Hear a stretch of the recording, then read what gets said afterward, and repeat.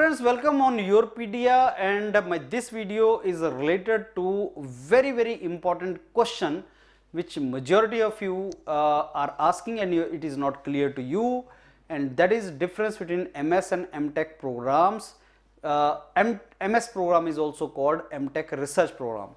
मेरा ये वीडियो उसी के बारे में है, इसको ध्यान से सुनना, और ऐसे बहुत से इंफॉर्मेटिव वीडियो कुछ दिनों में आएंगे, उनको ध्यान से सुनना if you want to make best use of your score or no score and you want to get admission in top universities. अब देखो MTech और MS ये दोनों हायर एजुकेशन कोर्सेज हैं. MTech course and MS course के बारे में students को बहुत ज़्यादा इंफॉर्मेशन नहीं होता और इसीलिए वो बहुत अच्छा डिसीजन नहीं कर पाते अपने लिए. You can join MTech course or MS course.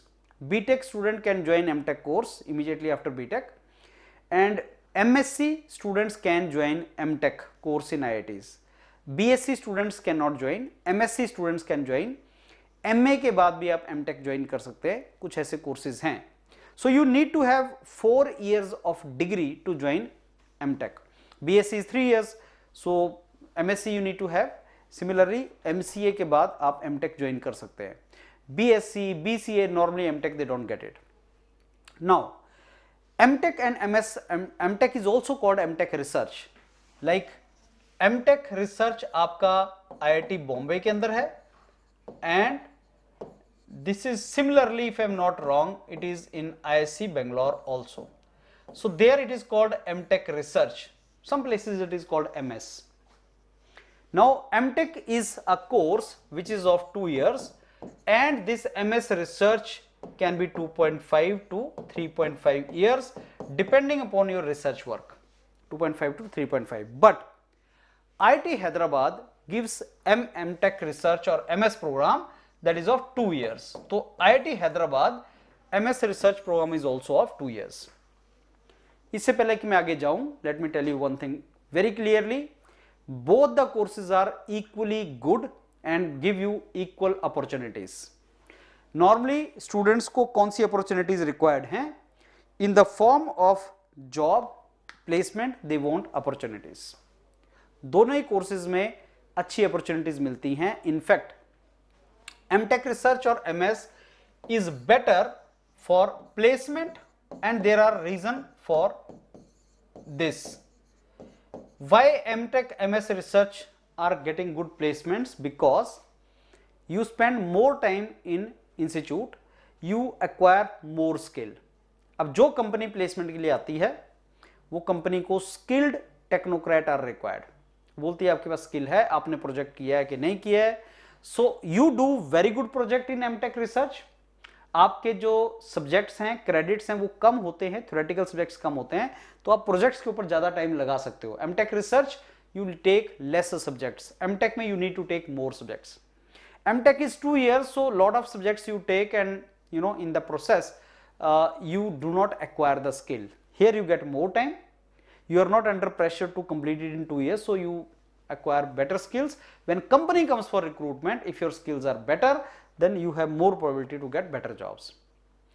MS research, MTech research students in IISc Bangalore, if you see the, IIT Madras, if you see the website of IIT Madras, then you will find that the best placements among BTech, MTech, MS research, best placements are for MTech research or MS students.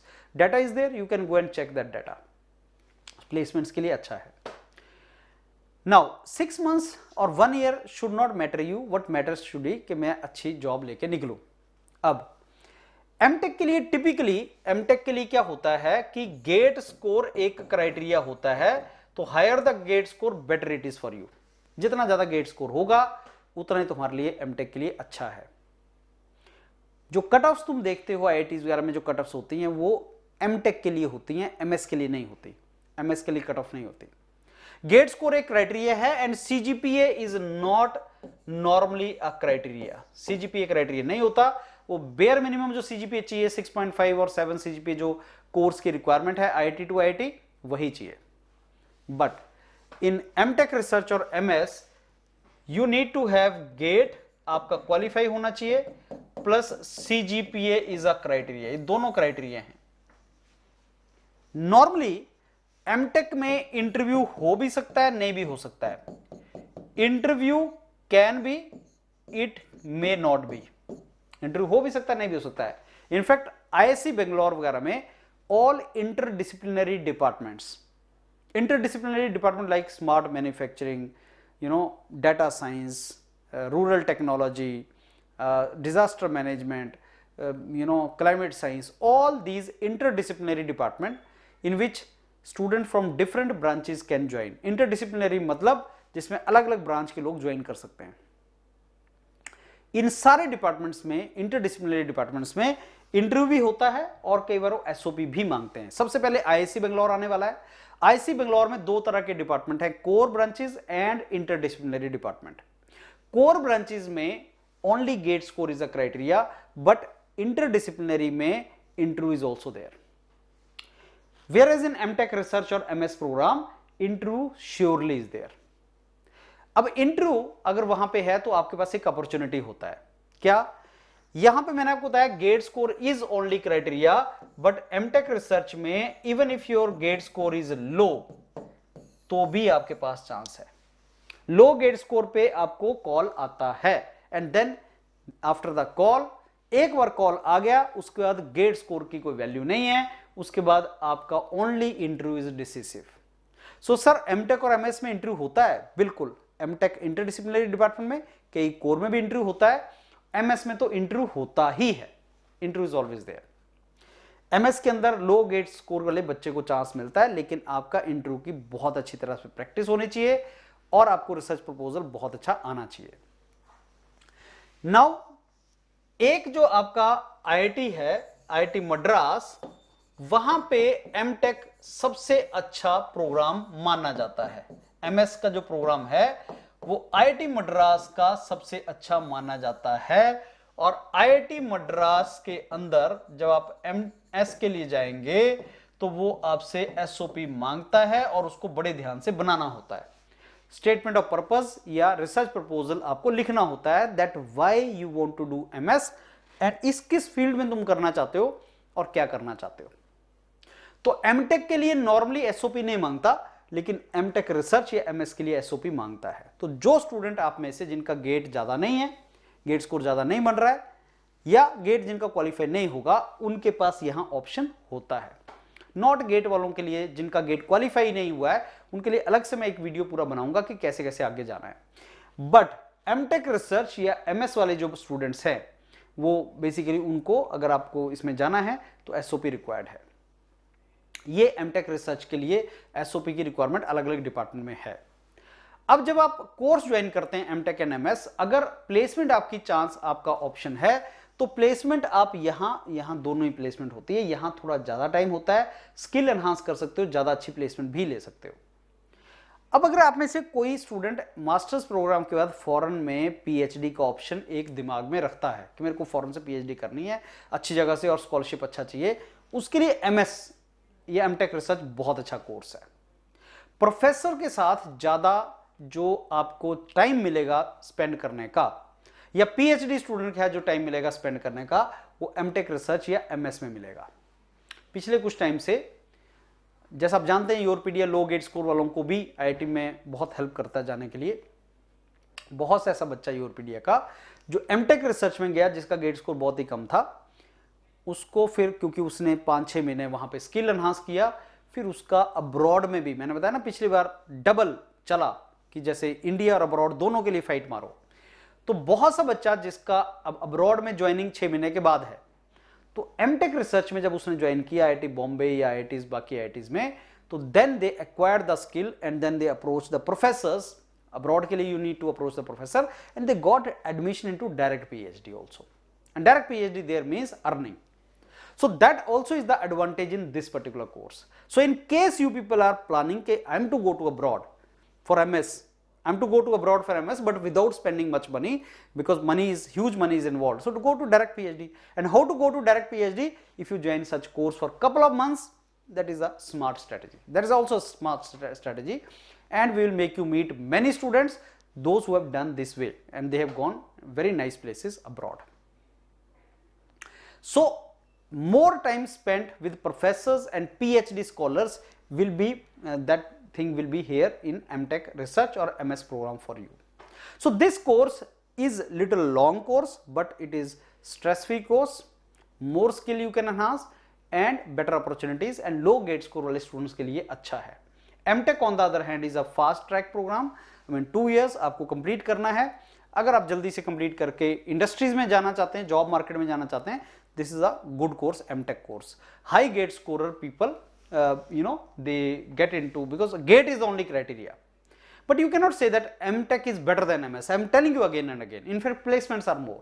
Only thing is gate, only gate के base पे, I mean student कई बार डरता है, interview से डरता है, घबराता है, SOP कैसे लिखना है, इंटरव्यू से डरता है, इंटरव्यू में क्या होगा, तो उससे डरने के वजह से स्टूडेंट क्या करते हैं, जो उनको मिलता है MTech में उठा लेते हैं. अदरवाइज आई स्ट्रांगली बिलीव कि आपको MS जो है वो बेटर अपॉर्चुनिटीज मिल जाती हैं. Now are all IITs having MS? Answer is no. Especially old IITs have MS. IIT Bangalore and IIT Madras maximum MS programs, including IIT Kanpur obviously, they have MS programs. IIT Kharagpur में MS program नहीं है. IIT Kharagpur does not have MS program. So IIT Madras is the epitome for MS programs. मैं पिछले साल गया भी था, अभी भी शायद हमारी यूरोपीडिया की टीम IIT मद्रास कैंपस में जाएगी, हंड्रेड्स ऑफ MS स्टूडेंट से मिलके वो हम आपको पूरा इंफॉर्मेशन देंगे. We will provide you that. And lot of information you will get it for MS from IIT Madras. IIT Bangalore and IIT Madras MS programs are supposed to be very good. तो those of you जिन्होंने plan किया है कि मेरे को PhD के लिए abroad चले जाना है और बहुत अच्छा कोर्स करना है वहां जाके, उनके लिए MS research from IIT Madras, IIT Kanpur, IIT Bangalore will be a very good decision. But from the very first day they are to identify the research domain in which they want to go.